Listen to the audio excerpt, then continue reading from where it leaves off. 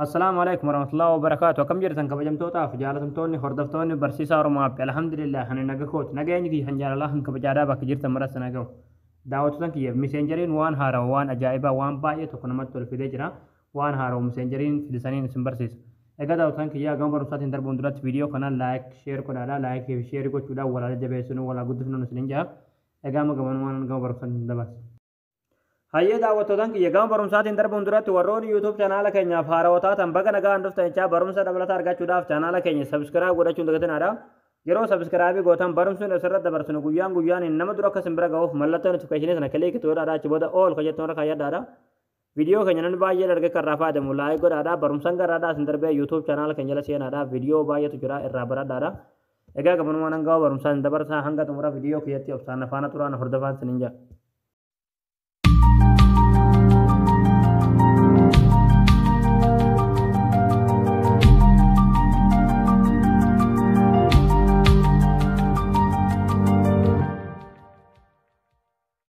Hayyee daawwattootaan kiyyaa dursa miseenjera keessan abdeet gochuu isinirraa eegama jechuudha. Waan haaraa miseenjeriin fide kana akka miseenjeriin keessanis isinii fidu dursa pilaastoorii keessa hidhattanii miseenjera keessan abdeetii godhuu qabdanii bakka sarchii kanarratti jechuudha.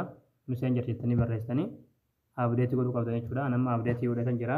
Abdeet godhuu irraa hin eegamu jechuudha. Isin garuu dursa dirqama abdeetii godhuu qabdan jechuudha. Yoo abdeetii hin ta'in waan haaraa dhufe kan amma isiniif hin fidu jechuudha. Yeroo abdeetii gootan jechuudha. Irra ni galtanii. Wanta haarawwanni fide kana argachuudhaaf jechuudha. Yeroo haala kanaan irra galtan jechuudha. Asol piroofaayilii keessan kanarratti kilikni gootu. Achi booda aktiiviti staatus kan jettu irratti yeroo tokkoof kilikni gootu jechuudha. Wanti haarawwanni fidatee jira. Achi booda haala kanaan siitiin kan lamaan isiniif baase jechuudha. Yeroo haala kanaan siitiin kan lamaan isiniif baase asirratti yeroo tokkoof kilikni gootu jechuudha. Kan walii kanarratti. Achi booda haala kanaan filannoo isiniif baase jechuudha. Egaa daawwattoonni kiyyaa wanti haaroon kun jechuudha waan baay'ee tokko namatti toludha jechuudha wanti haaroon nama miseenjerii fide kun jechuudha. Amma booda jechuudha miseenjera keessan yeroo barbaadanitti dhiifama yeroo barbaadanitti jechuudha onlaayinii isaadhaa sa'aatii ofii murteessitanii jechuudha sa'aatii isin haddaddanii sa'aatii onlaayinii irratti mul'achuu hin barbaanne cufuu dandeessan jechuudha isin galee fakkeenyaaf sa'a 8 onlaayinii irratti mul'achuu yoo hin barbaanne sa'a 8 kan rakkaatan jechuudha. Sa'a tokko immoo onlaayinii irratti mul'achuu hin barbaanne sa'a tokko rakkaatanii yoo barbaadan ammallee ofii sa'aatii murteeffachuu dandeessan. Isin galee yoo fakkeenyaaf boru onlaayinii irratti mul'achuu hin barbaanne boru yookiin akka namni onlaayinii miseenjera irratti isin argu akka hin barbaanne yoo barbaadan jechuudha. Asirratti koostomii kana kilik gootanii sa'aatii fi guyyaan filattanii ofii keessanii murteessitanii achi booda inni ofiin automaatikaalii onlaayinii san cufa jechuudha. Achi booda sa'aatii sun yeroo dhume immoo ofiin automaatikaalii onlaayinii sanirraa ofii ka'e jechuudha isin galee. Kun waan baay'ee tokko namatti toludha. Haala kanaan waan haaraa miseenjeriin fide kana itti fayyadamaadhaan isin jaa waan baay'ee tokko bareedaa ta'e fide. Sa'aatii sun yeroo dhume jechuudha ofiin automaatikaalii onlaayinii irratti isin deebisa. Yoo barbaadan ammallee sa'aatii san jechuudha sa'aatii san